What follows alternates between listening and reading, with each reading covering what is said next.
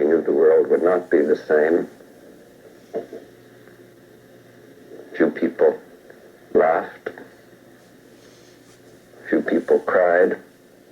Most people were silent.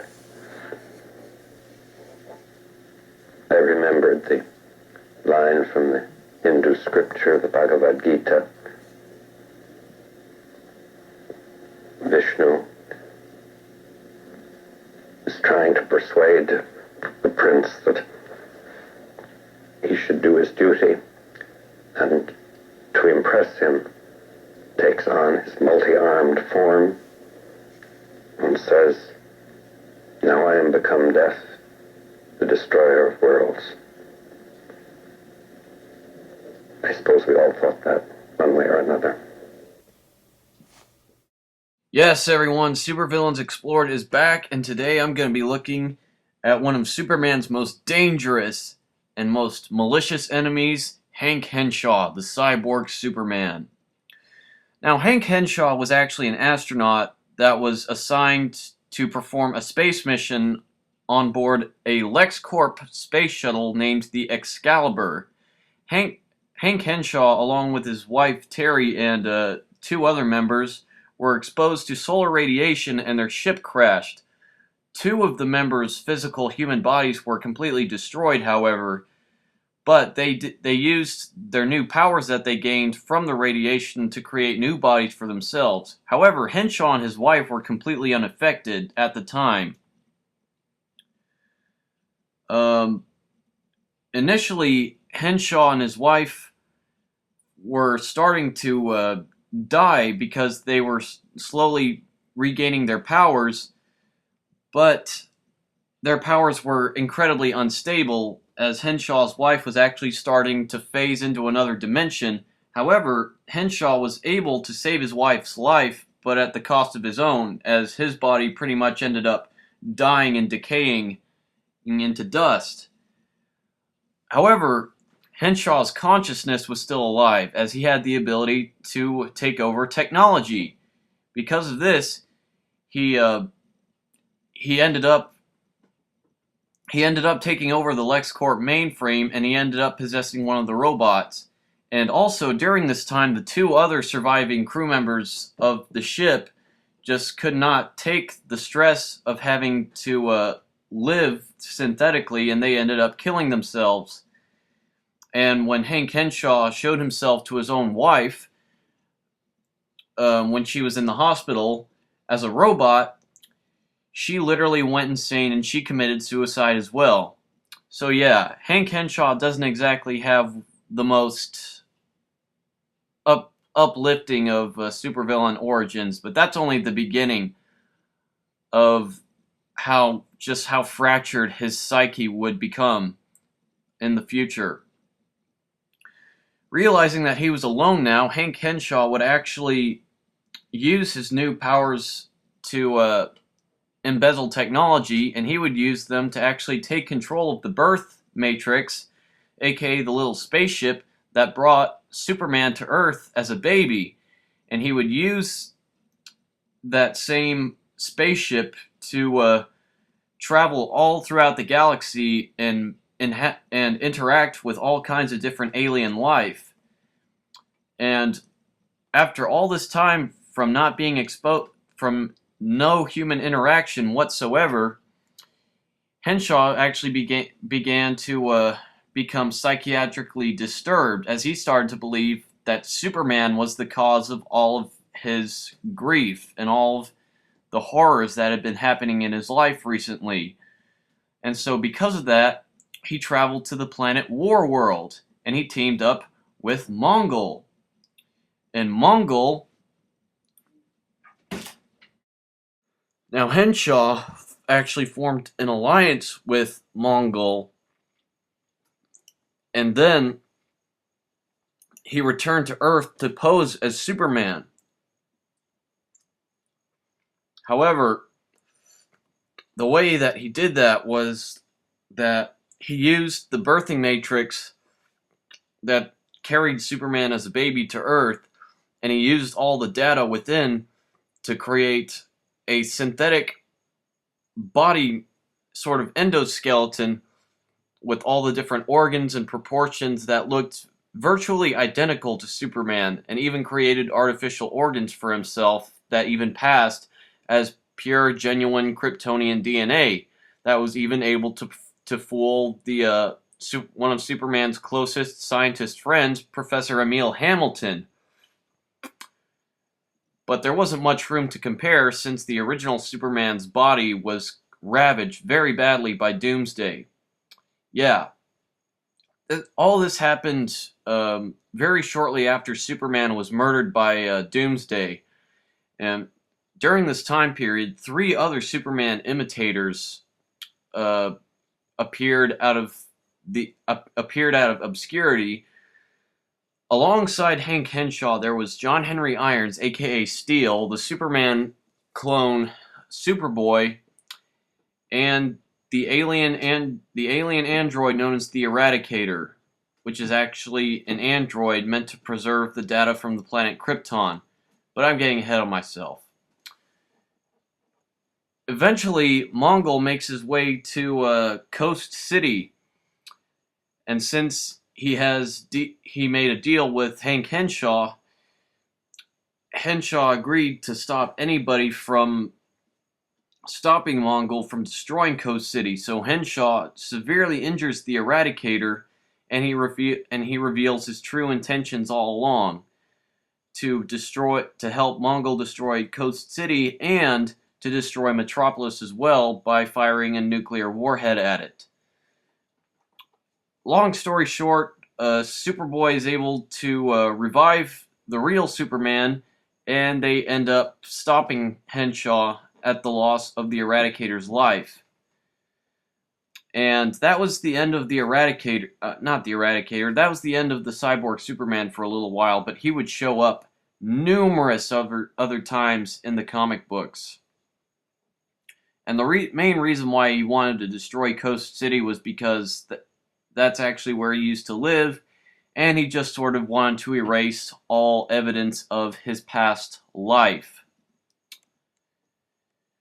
Hank Henshaw would play an enormous role in many cataclysmic events in the DC universe. The Cyborg Superman would later appear on the planet Apocalypse, and the way that he did this was by attaching a small artificial intelligence device on the back of Doomsday before Henshaw had betrayed the U.S. government. He sent Doomsday into space as sort of an exile, and he attached a small electronic device to him. When Henshaw was destroyed on Earth, he transferred his consciousness into the small device on Doomsday. When Doomsday was captured by soldiers of Apocalypse and brought to the planet Apocalypse, Henshaw is able to use a whole bunch of new technology to create a new body for himself. Now, this body resembles his old Cyborg Superman body, but instead he has sort of a reddish type appearance that doesn't exactly look that much like Superman, but it works for him. He teams up with Doomsday and ends up conquering a good majority of the planet Apocalypse. However, he ends up getting captured by Darkseid, but then he's later released by Darkseid, and he's told to never come back to the planet. So after that, Henshaw joins a galactic tribunal to try to hunt down Superman, but he ends up betraying them, but he's stopped again, and he's presumably destroyed. But in truth, he wasn't destroyed, but he was actually sent to the Marvel Universe in a sort of mid-90s Marvel DC crossover that happened, but it wasn't exactly that significant in his history, so I'll just sort of skip over that. But one of the most interesting stories involving Henshaw was that he met up with Hal Jordan, who was actually possessed by Parallax, and Hal Jordan ends up destroying him, but Henshaw actually takes control of the source wall. That's right, the enormous, indestructible nexus that contains the entire essence of the fourth world. He actually takes control of that, and he attempts to destroy Superman with it by encompassing Superman in an enormous vision of all the people he's killed. Luckily, Superman is able to overpower Henshaw and defeat him again. However, Henshaw actually transfers his consciousness into the containment suit, that the high-tech containment suit that Superman wears. And when Superman returns to Earth, Henshaw creates another body for himself. And over the next couple of years, Henshaw and Superman would just fight again and again, with Henshaw constantly transferring his consciousness into other types of technological devices and teaming up with other Superman villains such as Toyman to try to get at the Man of Steel. However, I don't think any of Henshaw's really more interesting exploits have happened until much more recent years, with his participation in the Sinestro Corps storyline and the Rise of the Manhunters. Or is that... There's one storyline involving Henshaw becoming a leader of the Manhunters. No, actually, he became the Grand Master of the Manhunters. And not only was he the Grand Master of the Manhunters, but he was also the herald of the now newly returned Anti-Monitor. And he led both the Manhunters and the Anti-Monitor's forces in the Sinestro Corps against the superheroes of Earth. He was one of the many villains that personally led the attack on Earth, which led to an enormous, bloody conflict between him and Superman and a crap load of other DC superheroes such as Black Lightning, Power Girl, Supergirl, Steel, all kinds of characters. The whole Sinestro Corps event is just total chaos. However, at the end of it all, Hank Henshaw finds himself trapped inside the core of New War World, which is about to explode and send the Anti-Monitor back where he came from. Hank Henshaw allows himself to be trapped inside so that he can finally die and be happy. Hank Henshaw is pretty much completely destroyed in the destruction of the planet, but the top half of his skull plate is recovered by the Manhunters, and he's brought back to life, and he becomes incredibly pissed off, which leads into the events of Brightest Day. And that's really all I care to talk about. Wow. All I can say is, what an amazing villain. This really proves that it doesn't matter how ridiculous an idea for a villain could be, that as long as they are interesting to read, they can be great villains. Hank Henshaw is a major example of this.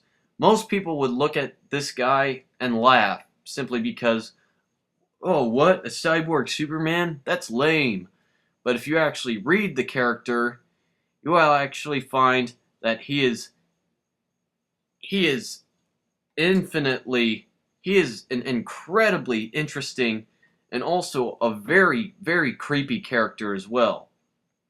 Every time I read a comic with the Cyborg Superman, every time I hear him speak, I just get chills down my spine, because he is simply just that creepy and malicious. Hank Henshaw is not only powerful as hell, and he's not only extremely vengeful, but he's fucking crazy too. This dude is just insane. Like, a lot of the stuff he says just simply doesn't make any sense. And this is just one of those guys you could read and you could just feel that he could just do anything at any moment. Because he's just a very unpredictable character. He's just a completely bloodthirsty maniac, but he's also quite a sympathetic character too, because his origins just happen to be very tragic. And not only that, but he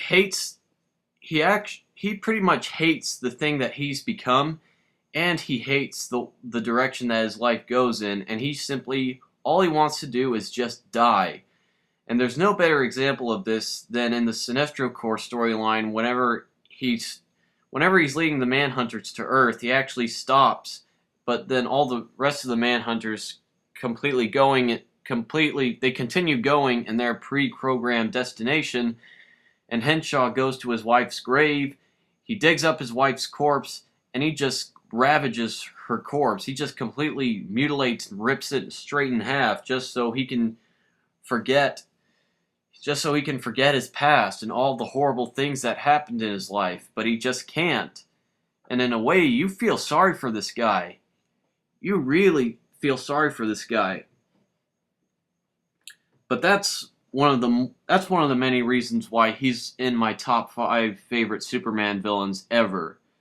Is simply because this guy can easily overpower Superman in a fight, and on top of that, he's very charismatic as far as like being a leader goes, and he just has a very unique personality.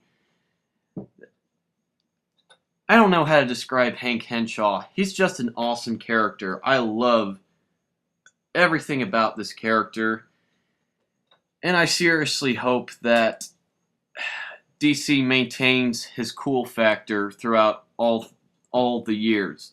And I'm more than happy that Hank Henshaw has gotten as much attention as he has in the more recent DC Comics events.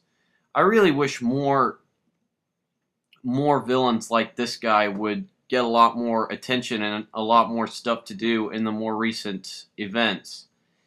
This is an example of a character who may sound sort of dumb in concept, but in execution, he is perfectly done. He's not only one of my all-time favorite Superman villains, he's one of my all-time favorite DC villains, and one of my all-time favorite comic book villains. Hank Henshaw, you are awesome.